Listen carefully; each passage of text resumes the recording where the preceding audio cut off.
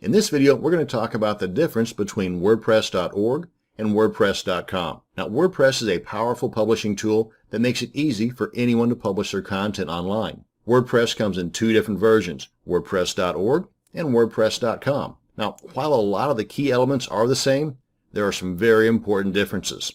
For example, WordPress.org is a self-hosted solution, meaning the full-featured, powerful software is completely free. You are, however, responsible for getting a domain name, a web host, which is basically a company that actually hosts the files for your website, otherwise known as your server, and you're also responsible for installing the software. Now, most hosts offer an easy-to-use, what's called a one-click install option for WordPress because it's a pretty popular tool. While you are responsible for hosting and maintaining the site when using the self-hosted option, you are 100% in control of your website and the content on your website. You can use custom themes, plugins, analytics, and best of all, monetize your content and generally customize the site as much as you'd like. Now, WordPress.com, however, is a commercial service targeted mainly towards bloggers. Using the WordPress system, you can create a free blog, which includes managed hosting and a yoursite.wordpress.com domain name. Now, there are several limits, though. You will not be able to upload custom themes or plugins. You will not have direct access to the files on the WordPress.com server, and advertisements are going to be displayed on your blog. You can, however, upgrade your account and